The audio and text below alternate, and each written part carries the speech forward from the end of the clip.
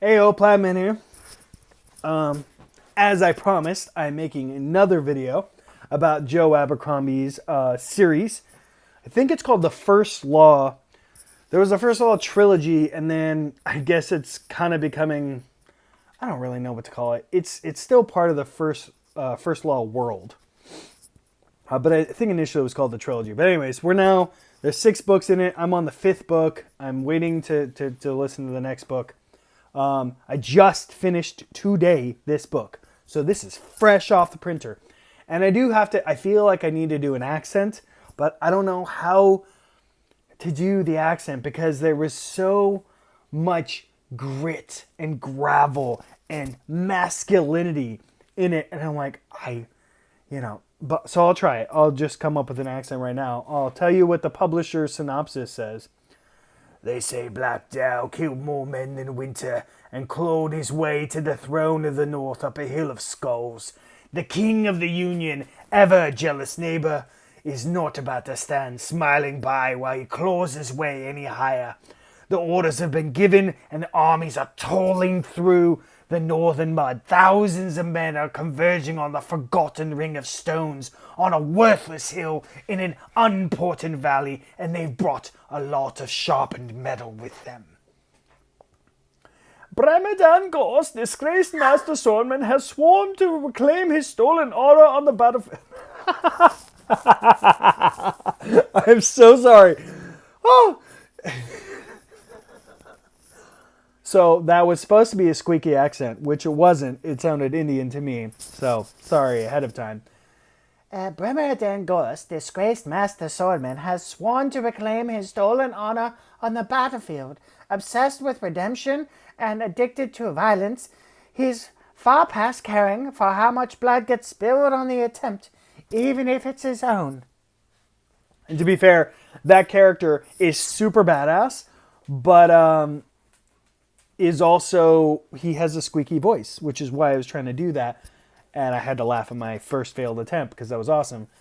Anyhow, Prince Calder isn't interested in honor, and he's still less in getting himself killed. All he wants is power, and he'll tell any lie, use any trick, and betray any friend to get it, just as long as he doesn't have to fight for it himself. Curden Craw, the last honest man in the north, has gained nothing from a life of warfare but swollen knees and frayed nerves. He hardly even cares who wins anymore, he just wants to do the right thing. But can he even tell what it is with the world burning around him? Over 3 bloody days of battle, the fate of the North will be decided, but with both sides riddled by intrigues, follies, feuds, and petty jealousies, it is unlikely to be the noblest hearts or even the strongest arms that prevail. 3 men, 1 battle, no heroes. And the book is called The Heroes. It's a fun book. It is super enjoyable. Mind you, I didn't read this synopsis before. I am now 4 books in this series, and I don't even care. I just have to get the next one, so I'm waiting. I might even use one of my coveted, what is it called? Audible things. I might use one of those just to get it ahead, because otherwise I gotta wait like 19 weeks, and I don't know if I can do that. Anyways,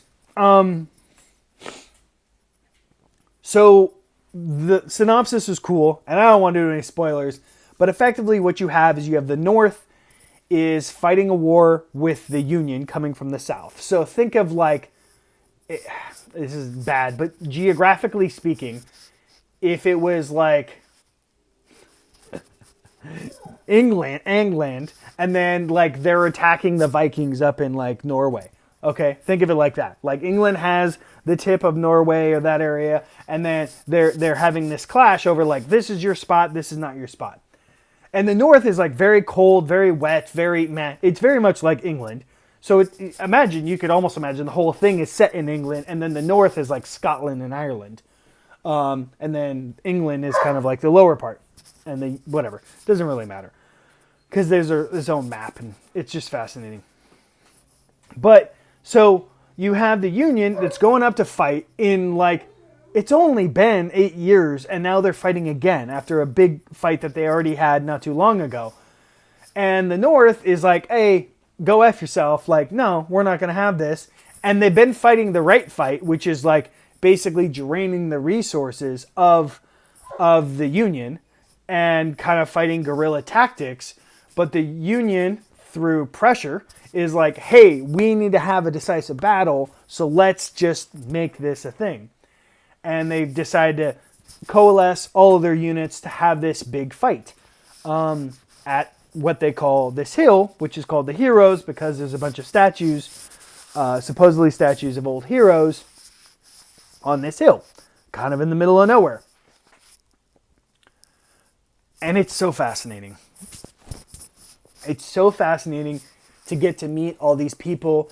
And I have to give props to Joe Abercrombie because he does a terrific job of integrating into the world this person. And I feel bad because I don't know who did the Audible, but whoever did the audiobook did a terrific job of having accents and inflections and other stuff far better than what I just gave you. So with each one, you felt integrated. You were there immediately. You know, just by the voice, you could tell who this person was. And which is great for me because I'm usually doing this while I'm working. So I'm like, oh, cool. I know exactly who this is right now. And I can just do my work. And it's so awesome. So amazing to have this. And again, one thing that was even brought more to the fore again was this concept of you have two groups. You have religion and banking. And they're kind of clashing with each other. And that's actually what the fight is. And there's this character, and I don't want to because if you haven't read any of them, it's like, but there's the first wizard, and he's there, and you're just irritated because he's such a, objectively,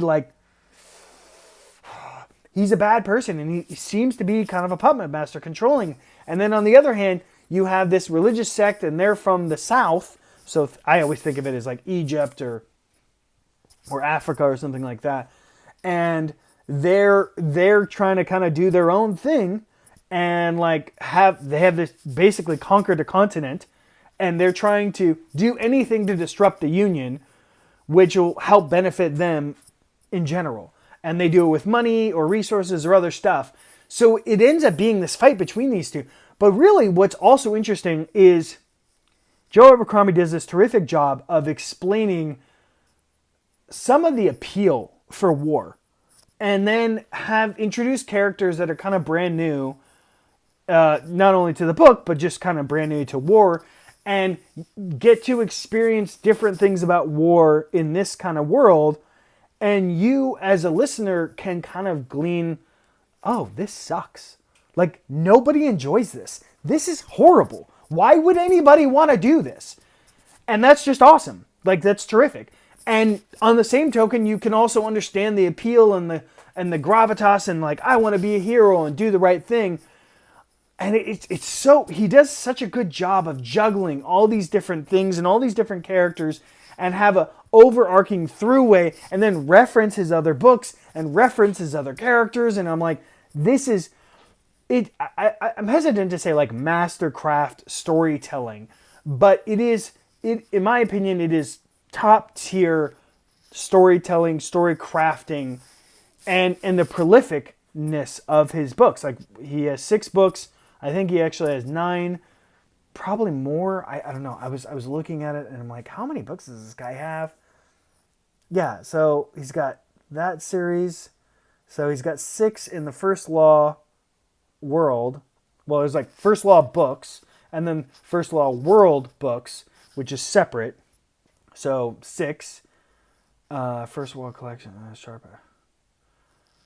And then he's a comic, and then Shattered Sea books, and so then he's got another series of 3, and it's like, dude, what the heck?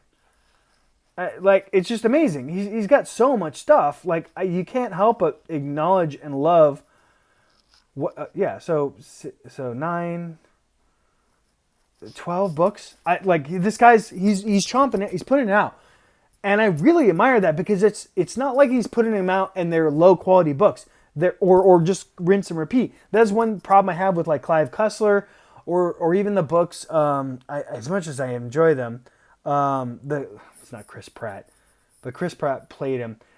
where you get these book series like Jack Reacher or whatever, where it just feels like rinse, repeat, rinse, repeat, rinse, repeat.